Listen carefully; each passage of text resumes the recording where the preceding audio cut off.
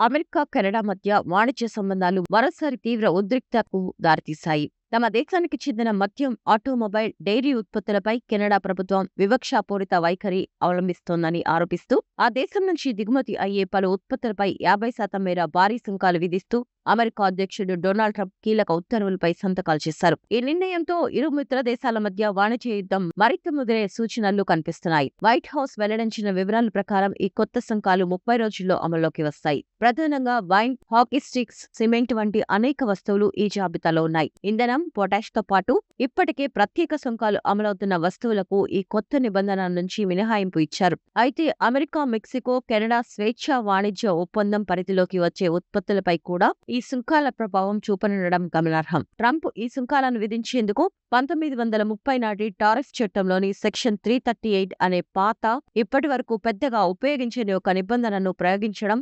చర్చనీయాంశంగా మారింది. గతంలో ఆయన విధించిన అనేక సుంకాలను సుప్రీంకోర్టు కొట్టివేసిన నేపథ్యంలో ట్రంప్ ఈసారి కొత్త చట్టపరమైన మార్గాన్ని ఎంచుకున్నారు. ట్రంప్ నిర్ణయంపై కెనడా ప్రధాని మార్క్ కార్నీ తీవ్రంగా స్పందించారు. అమెరికా ఏకపక్ష చర్యలను ఖండిస్తూ ఈ వివాదాలను పరిష్కరించుకోవాలని చర్చలకు మరింత ముమ్మరం చేసేందుకు సిద్ధంగా ఉన్నామని తెలిపారు. యుఎస్ఎంసీఏ ఒప్పందాన్ని నేరుగా ఉల్లంఘిస్తూ అమెరికా ఏకపక్షంగా సుంకాలు విధించడం మొదలుపెట్టింది. దానికి ప్రతిస్పందనగా మాత్రమే కెనడా చట్టబద్ధంగా సమానమైన చర్యలు తీసుకుంది అని కార్నీ స్పష్టం చేశారు. కెనడా తమ దేశం మద్యం ఉత్పత్తులు బహిష్కరించిందని, యూరోపియన్ యూనియన్ డైరీ ఉత్పత్తులకు ఎక్కువ ప్రాధాన్యం ఇస్తోందని, అమెరికాకు తిరిగి వస్తున్న కంపెనీల వాహనాల ఎగుమతులపై పరిమితులు విధించిందని యుఎస్ వాణిజ్య ప్రతినిధి జెమిసన్ గ్రీస్ ఆరోపించారు. కెనడా ప్రతీకార చర్యలకు, వివక్షకు జవాబుదారీ చేయడానికి ఈ సుంకాలు విధిస్తున్నట్లు ఆయన తెలిపారు. అయితే నిపుణులు దీనిని మరో కోణంలో విశ్లేషిస్తున్నారు. కెనడాలో కొనసాగుతున్న వాణిజ్య చర్చల్లో పైచేయి సాధించేందుకే ట్రంప్ ఈ ఎత్తుగడ వేశారని భావిస్తున్నారు.